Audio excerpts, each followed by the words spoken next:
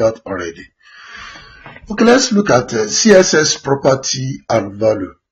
Now that you have mastered the difference between the selector, then you can continue to define the properties and values for the selector. The property for the selector is the thing you are trying to change.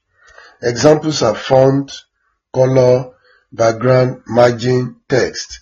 So you can see already in the previous examples, we're not there. That will definitely be in on our page. Let me exit this presentation. I'll go back. Alright, you can see that for this ID selector, I declare font size. After the property, you put a colon, then you type the value, then you put semicolon to finish that. If your CSS rule is still going to have more properties, you put a space, type another property, put colon, type the value, then put semicolon like that. So that is how we give value to our CSS property. So the value for the selector is the new setting for the property. For example, for our color property, we can set value of actual color, where like red, blue, yellow is accepted, or you can use the color code, but I prefer to use color code. And in the next topic, before I go into the full CSS, I will introduce a topic on Adobe Dreamweaver, how you can install it and how you can make use of it in your website development. But it's going to help us with this color code. Now, because we don't know much of this color font, I know many of us we only know raw beef, like a red, orange, yellow, green, blue, indigo, violet, like what we learn in O-level physics. But some people may know black, brown, green, all those things. But there are other color of variant, of different mixture, of different ingredients that you can use in your web page. And the only software that can help you with color is graphic software like Photoshop, like Fireworks, Adobe Photoshop, Adobe Dreamweaver, and CorelDRAW.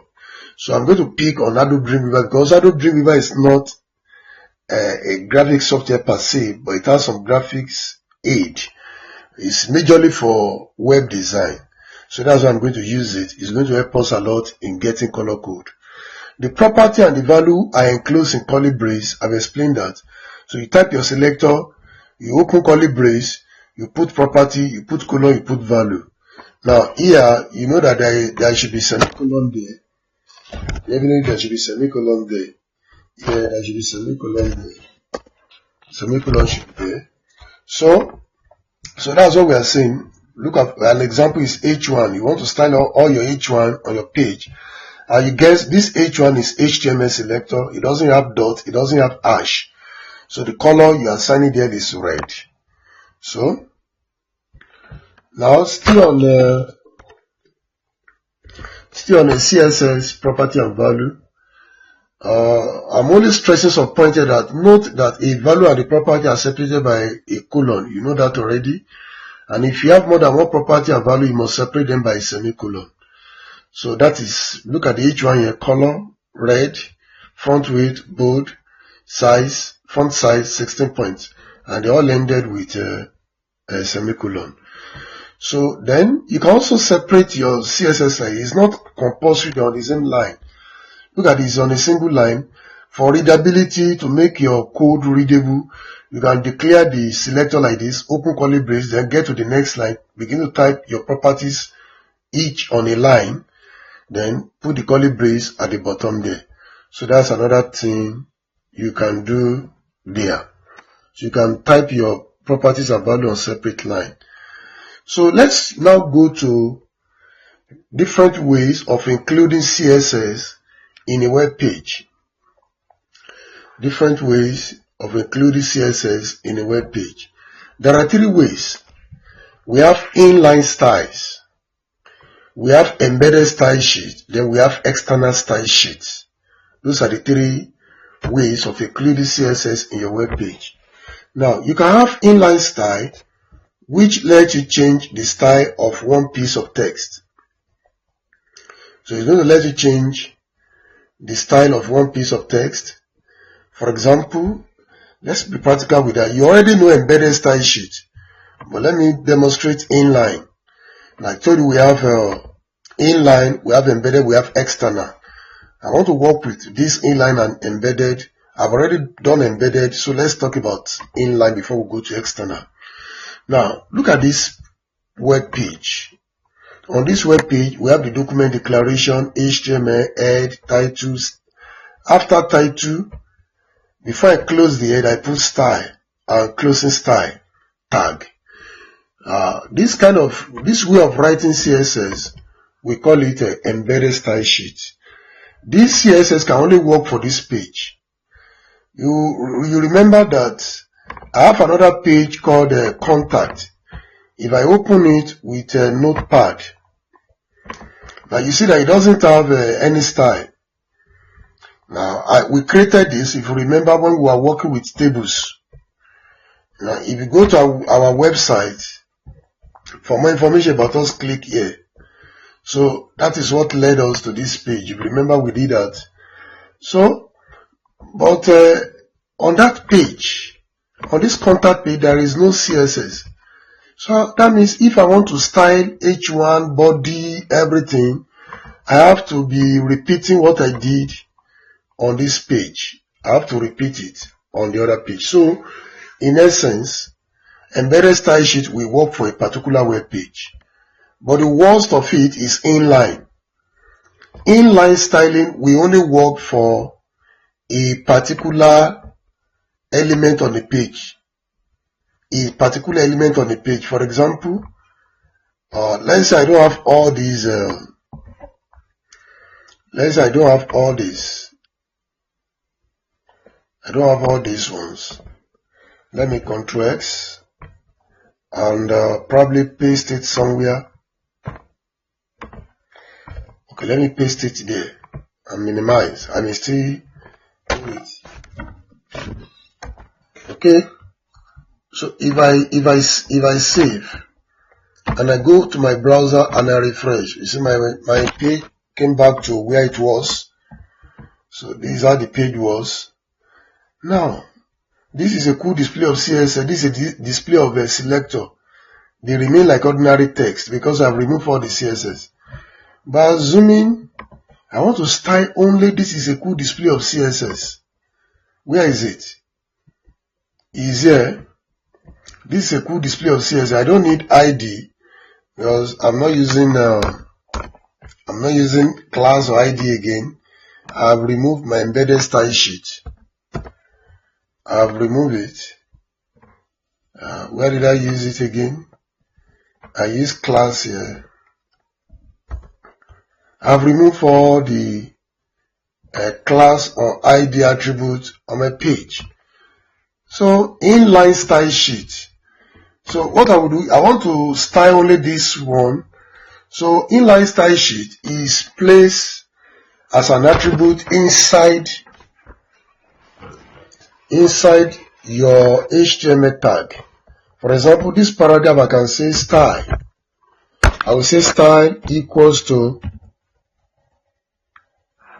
So that is what I will do. So I begin to write the style as an attribute inside the paragraph tag. So I can say font size. The colon, I can say 36. Font size 36. Color colon green. Then I end it with a quotation mark because it's typed as an attribute. But don't forget that this style equals to is very important. That is the difference. So from ordinary attributes. Now what we are saying here is this kind of styling or this kind of CSS is inline. It works with only an element on the page. It can't work for any other paragraph. So let's save this and see whether it works.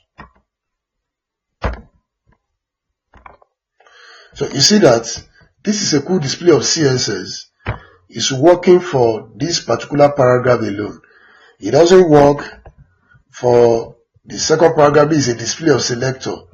It's not working for it. This is a display of selector. So inline styling only works for a particular element on your page. But embedded styling, embedded style sheet, like the one I cut, Ctrl X, I want to put it back. Don't forget, we normally put it before the closing head. I put it back there. This will work for the whole page, but it won't work for another page.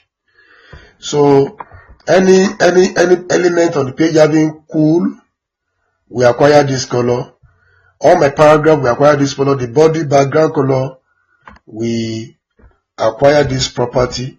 So like my background color, I don't like that color. But I'm sorry, I'm not good much color, but I don't know whether gray will work. And if I go back to the web page and I refresh, okay, it works. Gray works. So gray works. So, but it's not the standard practice. I prefer to use color code.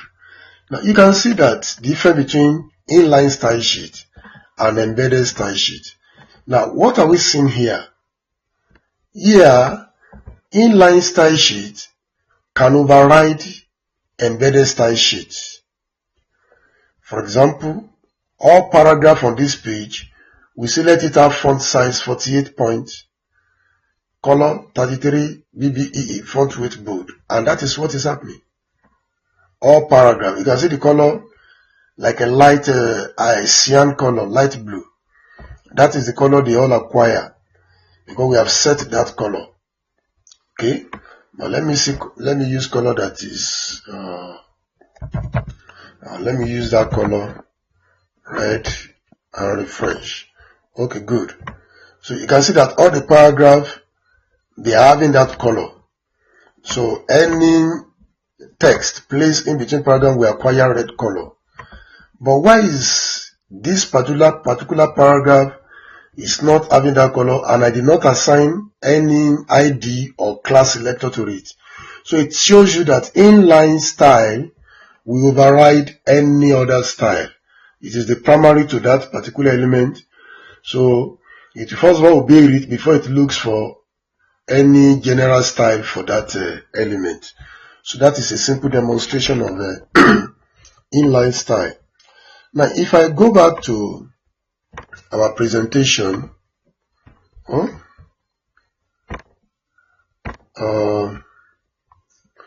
we have the second way is to include embedded style sheet. You have already seen that. This allows you to have a style applied to the whole page without being the same as the rest of the site. So it only works for a page.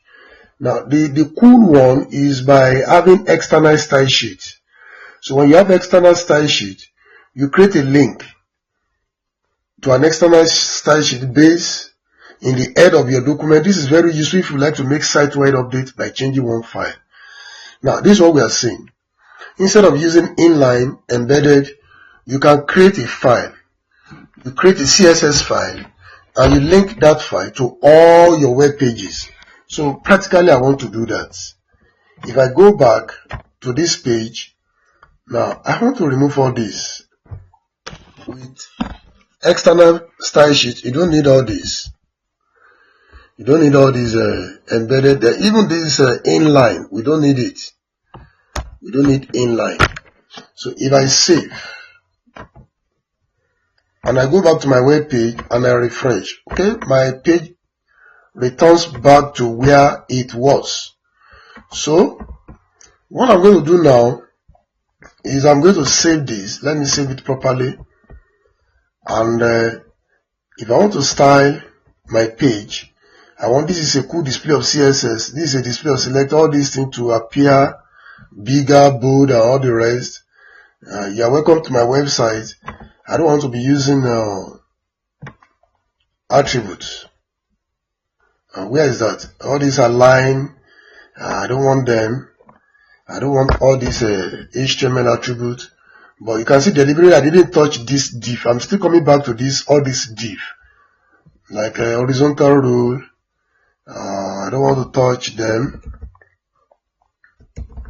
I don't want to be using HTML. I mean HTML attribute. I want everything to be plain like that.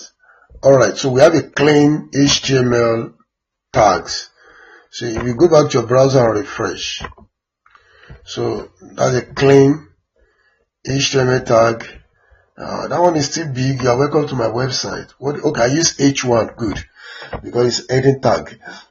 Now, what we're going to do now is we will save this. We go to File, we create new. Then, please, I want you to pay attention to this. Create a new notepad file, then save it.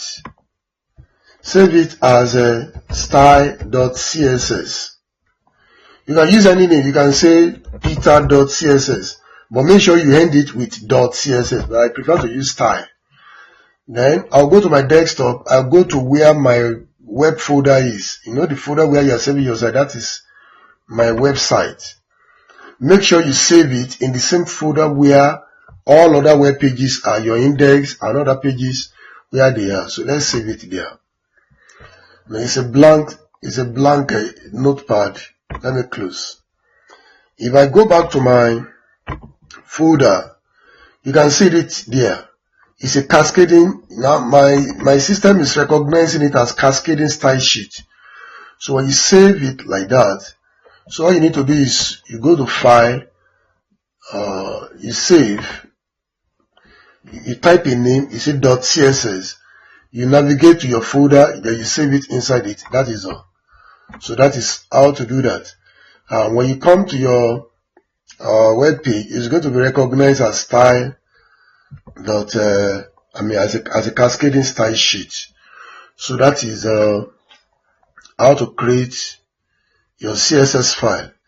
Now, what shall we do?